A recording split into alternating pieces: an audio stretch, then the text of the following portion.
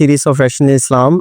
इस सीरीज़ के अंदर मैं कुछ छोटी-छोटी पॉडकास्ट शेयर करूँगा, जिसके अंदर मेरा प्लान है कि मैं बहुत सारे मेहमानों को बुलाऊँ, जिनके पास जियोपॉलिटिक्स से रिलेटेड इन्फॉर्मेशन है और हम उनसे डिस्कस करेंगे, कुछ क्वेश्चंस करेंगे जो करंट सिनेरियोज़ चल रहे हैं, जिस तरह से वर्ल्ड पॉलिटिक्स चेंज हो रही है और लोगों के इंटरेस्ट चेंज हुए हैं, गवर्नमेंट के इंटरेस्ट चेंज हुए हैं, उनके ऊपर हम डिस्कशन करेंगे। और जो मेन पॉइंट है और जो मेन थीम है इस पॉडकास्ट सीरीज़ का, वो वही होगा जो गज़ा में जेनोसाइड हो रहा है, जो कत्ल नाहक हो रहा है मुसलमानों का ज़ालिमाना।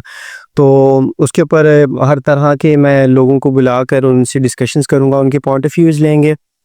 तो कुछ बैकग्राउंड शेयर करें इसी मेन थीम से रिलेटेड, तो वो ये है कि जो आज कत्ल नाहक मुसलमानों को हो रहा है, इसी तरह का जो ऑपरेशन है, यानी जुल्म व ज़्यादती यहूद जो हैं, ज्यूज़ हैं, आज से तकरीबन आप अगर 60-70 साल की हिस्ट्री उठा के देख लें पहले की, वो ज्यूज़ के ऊपर ऑपरेशन होता रहा है, ज्यूज़ के ऊपर ये जुल्म व ज़्यादतियाँ होती रही हैं। और उसकी जुल्म व ज़्यादती कौन करता रहा है? ये जो आज दोस्त बना के इन्हें बैठे हैं, यानी क्रिश्चियंस, जो अब आप अगर थोड़ी सी हिस्ट्री स्टडी करें, उसके अंदर पोलैंड में जो इनके साथ होता रहा, जर्मन्स ने जो इनके साथ नाज़ीज़ ने किया, किस तरह इनको चुन चुन के कत्ल किया, फिर इनको भगाया जाता था और इनको जगह देने वाली मुसलमान सोसाइटी थी फ़लस्तीन की, उसने हमेशा इनका वार्म वेलकम किया। उसी का इन्होंने नाजायज़ फ़ायदा उठाकर एक स्टेट का जो इन्होंने किया, इसके पीछे ये स्टेट का जो ये बार-बार कहते हैं प्रॉमिस लैंड की बात करते हैं, उसके पीछे भी एक बहुत बड़ा रीज़न है। और वो रीज़न है कि बाइबल के अंदर जेनेसिस 12:7 की एक वर्स है, उसके अंदर इनका क्लेम है बेसिकली अल्लाह ताला का। बेसिकली ये भी कुरान की तरह बाइबल हमारे लिए मुक़द्दस है, मगर डेफिनेटली इसके अंदर करप्शन है, मगर कुछ आयात बची हुई हैं। तो इनके क्लेम के मुताबिक उस जेनेसिस के अंदर मेंशन्ड है कि हज़रत इब्राहीम अलैहिस्सलाम से अल्लाह ताला ने वादा किया था कि ये जो लैंड ऑफ कनान है, यानी कि जो अभी मॉडर्न डे में फ़लस्तीन का पूरा एरिया है और इससे थोड़ा सा बड़ा एरिया भी था, जिसमें मेन जेरूशलम था, वो अल्लाह ताला ने हज़रत इब्राहीम अलैहिस्सलाम से वादा किया था कि ये मैं तुम्हारी औलाद को दूंगा। अब समझने की ये चीज़ है कि हज़रत इब्राहीम अलैहिस्सलाम के दो बेटे थे, हज़रत इसहाक और हज़रत इस्माईल। अल्लाह ताला ने हज़रत इब्राहीम अलैहिस्सलाम से वादा किया कि ये ज़मीन तुम्हारे बच्चों को, तुम्हारी औलाद को दूंगा। तो हज़रत इसहाक के जो बच्चे यानी कि ज्यूज़ थे, इन लोगों ने क्लेम करना शुरू कर दिया कि प्रॉमिस्ड लैंड हमारा है, जबकि अगर हम देखें तो हज़रत इब्राहीम अलैहिस्सलाम के दूसरे बेटे यानी हज़रत इस्माईल अलैहिस्सलाम के ऊपर भी ये ज़मीन का पूरा हक है। इसी तरह इसी रीज़न पे वहाँ पे फ़लस्तीनी इतने अरसे से आबाद हैं, मगर आप जानते हैं रिसेंटली जिस तरह से इन लोगों ने जो है करना शुरू किया, मतलब जब पहले तो माइग्रेट करते रहे और मुसलमानों ने इनको जगह देते रहे, और फिर ये इस तरह से अपनी सोसाइटीज़ बनाते चले गए और अब ज़बरदस्ती उनको घरों से निकाल के मुसलमानों को निकाल रहे हैं। और इस बेस पे निकाल रहे हैं कि वो ये कहते हैं कि ये आप लोगों का लैंड नहीं है, हमारा प्रॉमिस लैंड है। तो ये हो गया थोड़ा सा बैकग्राउंड। थोड़ा सा आगे आए तो इनके साथ जो जुल्म व ज़्यादतियाँ होती रहीं, कुरान ये कहता है कि अल्लाह ताला का क्लियर फरमान है। अल्लाह ताला फरमाते हैं कि इंसान के ऊपर जो भी मुसीबत या तकलीफ़ आती है वो उसके अपने हाथों से आती है, उसके अपनी करतूतों से आती है। और ये अंडरस्टूड है कि अल्लाह ताला की ज़ात ने जो कुछ भी इन ज्यूज़ के साथ किया, वो इनकी हरकतों की वजह से किया। मतलब आप बाइबल उठा के देख लें, इसके अंदर जो करप्शन है, अंबिया को कत्ल कर दे रहे ये लोग। फिर आप देख लें कि जब होता था ये करप्शन फैलाते थे, लोगों को नाहक मारते थे और अपने आप को सुपीरियर रेस मानते थे। उसकी वजह से अल्लाह ताला इनको बहुत ज़्यादा अज़ाब देते रहे, कुछ इंसानों के हाथों और कुछ अल्लाह ताला खुद अज़ाब देते रहे। आखिरी जो एक जिसके बाद अल्लाह ताला कहते हैं कि एक फुल स्टॉप अल्लाह ताला ने लगा दिया और अल्लाह ताला ने इन्हें हमेशा के लिए जेरूशलम से निकाल दिया, वो हज़रत ईसा अलैहिस्सलाम का था पॉइंट। जब इन्होंने हज़रत ईसा अलैहिस्सलाम की असैसिनेशन अटैम्प्ट की, वो तो अल्लाह ताला की ज़ात ने अपनी कुदरत से उन्हें बचाया। जब इन्होंने अटैम्प्ट की तो अल्लाह ताला ने कहा बस ये बैंड हो गई, अल्लाह ताला ने उन्हें फिर वहाँ से निकाला। और वो अब रिसेंटली 1948 में जो बाल्फोर डिक्लेरेशन है, उसके बाद लोगों ने उसको इसराइल की स्टेट, नाहक स्टेट बनाने की कोशिश की और उसके ऊपर पूरी बैक की यूएस ने और सारा कुछ। तो आज हमारे साथ ज़ुबैर हैं और हम ये जियोपॉलिटिक्स को बहुत ही डिटेल में देखते हैं। इनसे हम क्वेश्चन करेंगे कि क्या ऐसी रीज़न थी कि देखें इतनी जो खतरनाक जो इनकी आपस में दुश्मनी थी, वो अब क्या रीज़न है कि यूएस इतना बैक करता है और इतनी दोस्त बन गए ये लोग? और जनाब आप देखें यूरोप में भी क्रिश्चियंस हैं, यूएसए में भी क्रिश्चियंस हैं, सब सपोर्ट करते थे इसराइल की। अब जाके थोड़ा बहुत हुआ है, तो इस सपोर्ट की ज़ुबैर क्या रीज़न है? और इस जो एकदम से इनका स्विच हुआ है माइंड 1948 के बाद से, उसकी क्या रीज़न है? Thank you so much for inviting. And इसमें अगर हम देखें तो क्रिश्चियनिटी को अगर हम थोड़ा सा डिटेल में देखें तो जिस तरह इस्लाम में है मल्टीपल सेक्ट्स हैं और उनके थोड़े बहुत बिलीफ्स में भी चेंजेस है, इस तरह क्रिश्चियनिटी के अंदर भी जो है ना बिलीफ्स के अंदर चेंजेस हैं। कैथलिक जो लोग हैं या मोस्टली जो यूरोपियन क्रिश्चियंस हैं वो लोग बेसिकली इतना जो है वो सॉलिड और फर्म नहीं है इसके ऊपर, अपने रिलीजन के ऊपर इतना फर्म नहीं है। लेकिन हम दूसरी तरफ अगर इवांजेलिकल्स को देखें या कैथोलिक में भी बहुत सारे क्रिश्चियंस ऐसे हैं जो सॉलिडली इस चीज़ को प्रॉमिस लैंड के ऊपर करते हैं, अपना सही बिलीफ रखते हैं और उसके ऊपर जो है वो अपने एक्शन से भी इस चीज़ को प्रूव करते हैं। बिल्कुल। सो जहाँ जहाँ पर जिन जिन कंट्रीज़ के अंदर इवांजेलिकल्स का ज़्यादा इन्फ्लुएंस है वो कंट्रीज़ जो है वो प्रॉपरली प्रो इसराइली हैं और प्रॉपरली बैक करते हैं। और बेसिकली इनकी जो फाइनेंशियल लॉबिंग है या जितनी भी इकोनॉमी पावर गेम है वो सारी बेसिकली ज़्यादातर ज्यूश कम्युनिटी में वही 90% वो लोग हैं जो रन कर रहे हैं।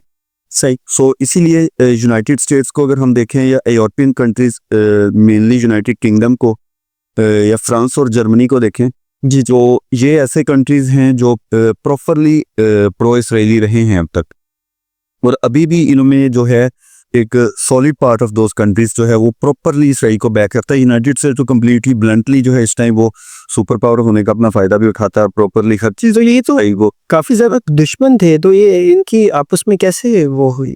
डेफिनेटली इनके जो है फाइनेंशियल गेन्स हैं।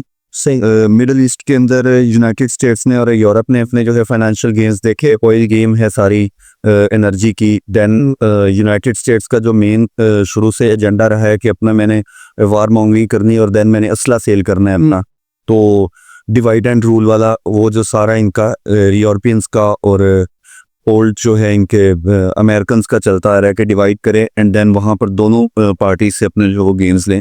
तो फाइनेंशियल गेम्स है इनकी, पॉलिटिक्स खेलना मतलब पॉलिटिक्स खेलते हैं और अपना शायद वो फाइनेंस स्टेबल करते हैं वो। और बेसिक इनकी जो है अगर अमेरिकन को देखें तो वो प्रॉपरली फाइनेंशियल गेन की वजह से है। और अगर यूरोप के अंदर पहली रीज़न तो वहाँ पर तो उनको जो है वो इंटरनल गवर्नमेंट्स बचानी राइट नाउ मुश्किल होती जा रही है। हम रिसेंट जो है वो एहतजाज बड़े रिकॉर्ड हुए, कैथलिक लोग जो हैं ज़्यादा क्रिश्चियंस जो इंडिपेंडेंट क्रिश्चियंस हैं और बहुत सारी ऑर्गेनाइजेशंस, कैप्स एक ऑर्गेनाइजेशन है बहुत बड़ी, वो उठ गई। इन लोगों ने जो है बड़े एहतजाज रिकॉर्ड करवाए और अगेंस्ट पावर है डेफिनेटली उन लोगों की, अगेंस्ट जेनोसाइड या अगेंस्ट जेनोसाइड इन्होंने एहतजाज अपने रिकॉर्ड करवाने शुरू किए। और डेफिनेटली उनके वोटर्स हैं, they have to save their governments. So अपने वोटर्स को अपनी साइड पर रखने के लिए यूरोप को राइट नाउ स्टांस लेना पड़ रहा है अगेंस्ट इसराइल। लेकिन फाइनेंशियल अगर हम देखें तो वो बिल्कुल जो है ना वो एक बैलेंसिंग सिचुएशन पे राइट नाउ जा रहे हैं, क्योंकि डेफिनेटली इसराइल के साथ भी उनके जो गेन्स हैं और उनकी जो है ट्रेड प्रॉपरली चलती है। यानी आपके कहने के मुताबिक दो रीजंस हैं, एक तो इनका पॉलिटिकल गेन बिल्कुल और दूसरा फाइनेंशियल गेन। यानी ये कुछ तो आवाम के दबाव में है, आवाम में थोड़ी एक कह लें कि आप अवेयरनेस आ रही है, और सेकेंडली जो इनका फाइनेंशियल गेन है, जिस तरह से हम पिछले दिनों डिस्कस कर रहे थे पेट्रोल जो डॉलर से रिलेटेड भी आप कुछ चीज़ें डिस्कस कर रहे थे, वो भी ज़रा शेयर करें। वो किस तरह से आप कहते हैं उसके ऊपर भी इफेक्ट मिडिल ईस्ट के ऊपर स्पेसिफिकली हुआ? अच्छा, मिडिल ईस्ट जो है वो आपको भी नॉलेज है इस चीज़ का कि 35 to 40% जो है वो ओवरऑल एनर्जी वैल्यू रखता है। एनर्जी के अंदर जो है ट्रेड्स होती हैं या एनर्जी ऑयल स्पेसिफिकली, जहाँ से जो है वो जाता है क्रूड ऑयल। जी जी। तो यूनाइटेड स्टेट्स जब सुपर पावर के रूप में आया था और एक वर्ल्ड इकोनॉमी, तो तब यूनाइटेड स्टेट्स ने तमाम कंट्रीज़ की including African countries, middle eastern countries, even south Asia, overall world के मेजर पोर्शन ऑफ वर्ल्ड उन्होंने जो है वो डॉलर के अंदर ट्रेड स्टार्ट कर दी थी। तो definitely middle east right now completely middle eastern trade जितनी भी होती हैं इनकी अपनी इंटरनल ट्रेड्स भी मिडल ईस्टर्न कंट्रीज़ की, और अगर हम बाहर की वर्ल्ड के साथ देखें तो वो डॉलर के अंदर हो रही है। सही। तो स्पेशली ऑयल की ट्रेड्स जो है वो पेट्रो डॉलर के अंदर हो रही है। तो यूनाइटेड स्टेट्स को मिडिल ईस्ट के अंदर जो है वो एक अपना जो है वो मोहरा भी चाहिए था, मोहरा भी, जो $1 की जो सारी केमिस्ट्री है इनकी उसको सेव कर सके। यानी कि इसके अंदर जो यूएस है उसका एक तो आपने दूसरे गेम्स बता दिए, यानी जो इसराइल को ये सपोर्ट करने लगा या किया इसने, या यूके ने किया और यूरोप ने किया, उसके पीछे यानी ये भी रीज़न है कि इनका जो था मकसद ये था कि जो पेट्रोल और जो रिजर्व्स निकल रहे हैं मिडिल ईस्ट से, जो बहुत ज़्यादा है, जो कहीं और दुनिया में इतने ज़्यादा नहीं है, तो उसको इन्होंने कंट्रोल करने के लिए एक इस तरह का एक स्टेट रखी, रोग स्टेट, जो इनके ऊपर अटैक्स करे। और अब देखें जिस तरह लबनान हो गया, शाम हो गया, इन लोगों को तो वैसे ही कुछ नहीं समझा जाता। जो थोड़ी सी पावरफुल, फाइनेंशियल पावरफुल है, कतर हो गया, बहरीन हो गया, और ये यूएई वगैरह और सऊदीया, इनके साथ ये ज़रा डिप्लोमेटिक वे में चलते हैं और इनको कहते हैं हम देखें पोर्ट्स भी यूज़ कर रहे हैं और सारा कुछ। तो बिल्कुल आपकी पॉइंट मुझे समझ आता है। अच्छा, इसके अंदर ज़ुबैर मैं आपसे ये भी क्वेश्चन करना चाहता हूँ कि अभी जो इंडिया के साथ इनका एक स्विच हुआ है माइंड, जैसे अमेरिका का काफ़ी अच्छा दोस्त था, इवन के मोदी ये कहता था कि he is my friend, basically इस तरह से इनका बड़ा रील भी चलती रही है। तो अब क्या हुआ कि इंडिया के साथ बड़ी ड्रम अब चल रही है, आप देख रहे हैं ऐसे कोल्ड वॉर टाइप चीज़। अच्छा, इंडिया में किसी भी जो है पॉलिटिशियन को पावर में रहने के लिए एंटी पाकिस्तान जो है वो अपने सारे अपनाने पड़ते हैं रूल्स, और डेफिनेटली जब तक एंटी पाकिस्तान नहीं होंगे तो वोटर्स जो है वो उनके मुंतशिर हो जाते हैं। तो बेसिकली जब यूएस पाकिस्तान थोड़ा सा क्लोज हुए पोस्ट रशिया यूक्रेन वार, ये इवेंट्स जो हुए, तो पाकिस्तान थोड़ा सा क्लोज हुआ रशिया के सॉरीज के यूनाइटेड स्टेट्स के। अफगानिस्तान के अंदर से जो है वो यूनाइटेड स्टेट्स को गेंस हिलना बंद हो गए थे, वो दोबारा वो उसको डिप्लोमेटिक नहीं लेके आ पा रहा अफगानिस्तान को, तो उन्हें पाकिस्तान को अगेन जो है वो यूज़ करना पड़ रहा है। तो मोदी ने अपना नैरेटिव जो है वो एंटी पाकिस्तान बनाया। देन मोदी ने जो है अकॉर्डिंग टू ट्रंप और यूनाइटेड स्टेट जो है ये फ्यूल करता रहा यूक्रेन रशिया वार को। तो इंडिया जो है वो ऑटोमेटिकली रशियन ब्लॉक की तरफ थोड़ा सा टिल्ट होता गया।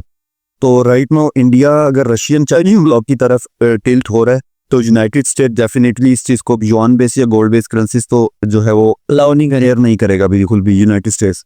तो डेफिनेटली अगेंस्ट इंडिया जाना यूनाइटेड स्टेट्स की भी एक मजबूरी बन गई, और इंडिया राइट नाउ एक पजल स्टेट है फिलहाल। अगर हम मिडल ईस्टर्न कॉन्फ्लिक्ट्स के ऊपर देखें तो, क्योंकि डेफिनेटली इसराइल के साथ उनकी टाइज भी हैं, और इनकी थोड़ा सा जो है ना रिलीजन माइंडसेट भी मिलता जुलता है। जेविश भी थोड़ा सा जो है वो आइडियोलॉजिकल और चीज़ों को जो बड़ा जो है अपना एक जैसे प्रोमिस लैंड वाली आपने बात की जी, कि वो बिल्कुल जो है ना वो आइडियल स्टेट में जाके सोचते हैं। इसी तरह हिंदुत्व की या बीजेपी की थिंकिंग है, वो दोनों तकरीबन सेम, तो सोसाइटीज भी इनकी सेम, इनकी सोचें सेम, जेनोसाइडल थॉट्स इनकी उसी तरह के, अपने आप को सुपीरियर रेस मानना, और बिल्कुल आपकी बात बिल्कुल ठीक है। और उसके पीछे आपने जैसे बड़े ज़बरदस्त तरीके से बताया कि फिर वही बात यूएस जो मतलब यूएस की दोस्ती या दुश्मनी उसके फाइनेंशियल गेन्स के ऊपर डिपेंड करती है। बिल्कुल आपने ज़बरदस्त बात की। और अभी रिसेंटली हम देखें जैसे इंडिया को वो मॉक कर रहा है ट्रंप, और उसके पीछे रीज़न यही है कि वो उसने रिसेंटली बल्कि कहा कि यूक्रेन में जो वॉर हो रही है उसको पंप करने वाला, बेसिकली उसको फ्यूल करने वाला इंडिया है। और ये बिल्कुल ज़बरदस्त आपकी बात है। अभी रिसेंटली जो और डायनामिक्स चेंज हो रहे हैं, हम इंशाल्लाह ताला नेक्स्ट एपिसोड के अंदर वो भी डिस्कस करेंगे। Thank you so much for your time Zubair. तो हम नेक्स्ट इंशाल्लाह ताला एपिसोड के अंदर जो सबसे ज़्यादा माशाल्लाह पावरफुल स्टेट अल्हम्दुलिल्लाह, not in just the Islamic countries but in the world as well, अल्हम्दुलिल्लाह, इमर्जिंग स्टेट पाकिस्तान, उसके बारे में बात करेंगे और उसके दोस्ती और दुश्मनियों का क्या इफेक्ट या क्या इम्पैक्ट पड़ता है, जिस तरह से इसको यूज़ किया गया उसके ऊपर डिस्कस